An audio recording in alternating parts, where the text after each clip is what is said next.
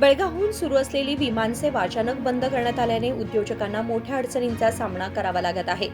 या निर्णयाच्या निषेधार्थ लवकरच भव्य आंदोलन छेडले जाईल असा इशारा चेंबर ऑफ कॉमर्सचे अध्यक्ष प्रभाकर राम मुन्नोळी यांनी दिला. गुरुवारी चेंबर ऑफ कॉमर्समध्ये आयोजित पत्रकार परिषदेत ते बोलत होते. उडान 3 योजनेअंतर्गत अनेक विमानसेवा सुरू करण्यात आल्या होत्या.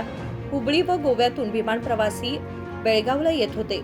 मात्र आता ही सेवा बंद करण्यात आल्याने प्रत्येक उद्योजकाला तसेच ट्रेड लायसन्स धारकांना आर्थिक नुकसान सहन करावे लागत असल्याची खंत त्यांनी व्यक्त केली. Thank you, Satish.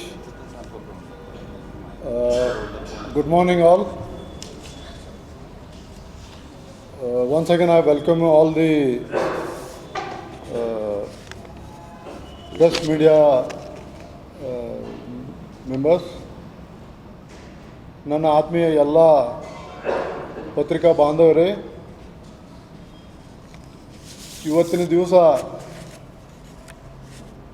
ಬೆಳಗಾವಿಯಿಂದ ನಿರ್ವಹಿಸುತ್ತಿರುವ ಹಲವಾರು ವಿಮಾನ ಸೇವೆಗಳ ಕಳಪೆ ಸಂಪರ್ಕ ಹಾಗೂ ಹಠಾತ್ ಸ್ಥಗಿತವು ಉದ್ಯಮಿಗಳಿಗೆ ಹಾಗೂ ನಿರಂತರವಾಗಿ ಪ್ರಯಾಣಿಸುವ ಪ್ರಯಾಣಿಕರಿಗೆ ಹೆಚ್ಚಿನ ಅನಾನುಕೂಲತೆಗಳನ್ನು ಮಾಡಿದೆ. ಈ ಗಂಭೀರ ಸಮಸ್ಯೆಯನ್ನು ಕುರಿತು ಬೆಳಗಾವಿ ವಾಣಿಜ್ಯ ಹಾಗೂ ಕೈಗಾರಿಕಾ ಮಂಡಳಿ ಕಾಲಕಾಲಕ್ಕೆ ಭಾರತೀಯ ವಿಮಾನ ನಿಲ್ದಾಣ ಪ್ರಾಧಿಕಾರದ ಗಮನಕ್ಕೂ ತಂದಿದ್ದರೂ ಸಹ ಈವರೆಗೆ ಯಾವುದೇ ಗಮನಾರ್ಹ ಸುಧಾರಣೆ ಕಂಡುಬಂದಿಲ್ಲ.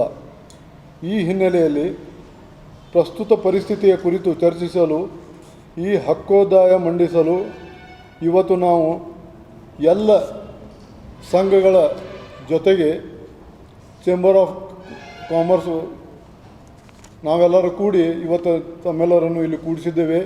ಒಂದನೇದಾಗಿ, ಮುಂಚೆ ನಮ್ಮಲ್ಲಿ ಏನು ಉಡಾನ್ ಸ್ಕೀಮ್ನಲ್ಲಿ ಸಾಕಷ್ಟು ವಿಮಾನಗಳು ಹಾರಾಡುತ್ತಿದ್ದವು ಬೆಳಗಾವಿನಿಂದ.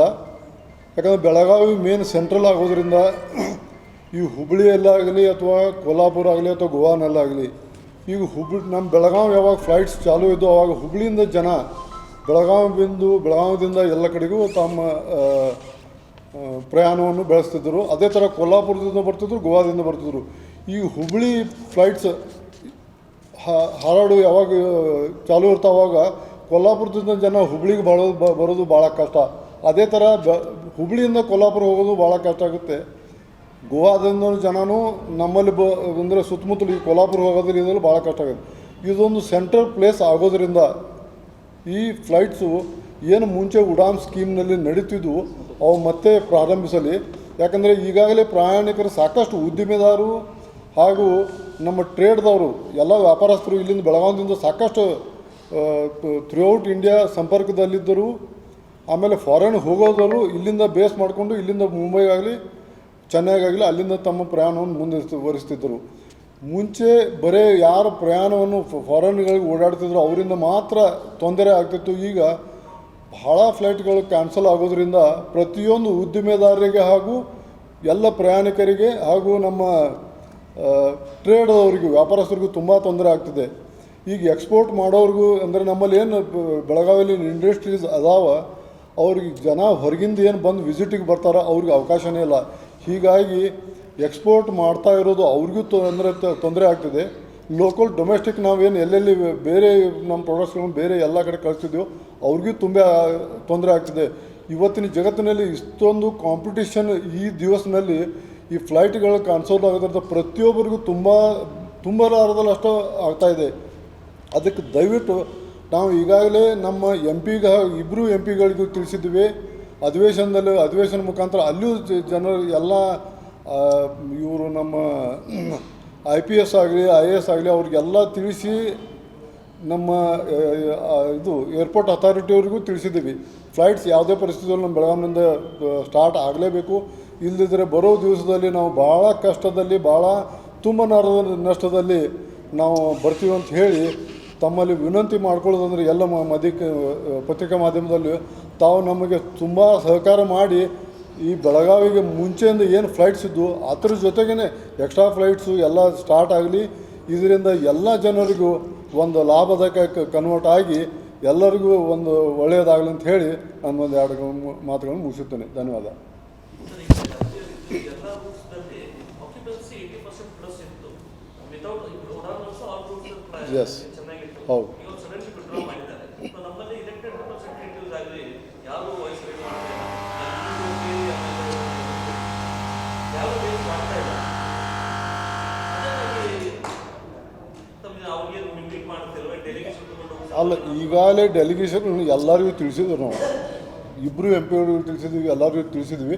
ಈಗ ಮತ್ತೆ ನಾವು ಎಲ್ಲರಿಗೂ ಮತ್ತೊಂದು ಸಾರಿ ಭೇಟಿಯಾಗಿ ಇದೇ ಏವಿಯೇಷನ್ ಮಿನಿಸ್ಟರ್ ಸೆಂಟ್ರಲ್ ಗೌರ್ಮೆಂಟ್ಗೂ ನಾವು ಹೋಗಿ ಅವ್ರಿಗೂ ಭೇಟಿಯಾಗಿ ಅವ್ರಿಗೂ ರಿಕ್ವೆಸ್ಟ್ ಮಾಡ್ಕೊಳ್ತಾ ಇದ್ದೀವಿ. ಇದೇ ತಿಂಗಳು 15 ನಂತರ ನಾವು ವೇಟ್ ಮಾಡ್ತಾ ಇದ್ದೀವಿ. ನಮ್ಮದು ಅಪಾಯಿಂಟ್ಮೆಂಟ್ ಫಿಕ್ಸ್ ಆಗಿದೆ, ಡೇಟ್ ಒಂದೆರಡು ಇನ್ನೂ ಡೇಟ್ ಫಿಕ್ಸ್ ಆಗಿಲ್ಲ ಅಷ್ಟೇ, ಬಟ್ ಅಪಾಯಿಂಟ್ಮೆಂಟ್ ಫಿಕ್ಸ್ ಮಾಡ್ಕೊಂಡಿದ್ದೀವಿ. ಅದಕ್ಕೆ ಅವ್ರು ಟೆಂಟೇಟಿವ್ ಡೇಟ್ ನಮಗೆ 15 ಜನವರಿ ಅಂತ ಹೇಳಿದರು. ಈ ಅವಧಿಯಲ್ಲಿ ನಾವು ರೈಲ್ವೆ ಮಿನಿಸ್ಟರ್ಗಳು ಭೇಟಾಗ್ತಾವೆ, ಏವಿಯೇಷನ್ ಮಿನಿಸ್ಟರ್ಗೂ ಭೇಟಾಗ್ತಾ ಇದ್ದೀವಿ, ಫೈನಾನ್ಸ್ ಮಿನಿಸ್ಟರ್ಗಳಿಗೂ ಭೇಟಾಗ್ತಾ ಇದ್ದೀವಿ.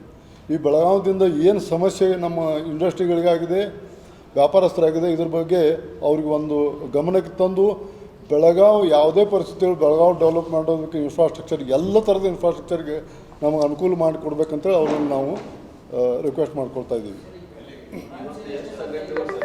ಹಾಂ, ಇವತ್ತು ನಾವು ಎಲ್ಲ ಸಂಘಟನೆಗಳಿಗೆ ಹಿಡಿದೀವಿ.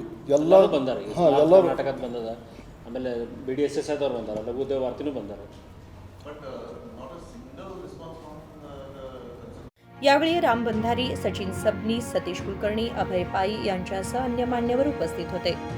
विनोद कोलकार, KMM मराठी, बेळगाव.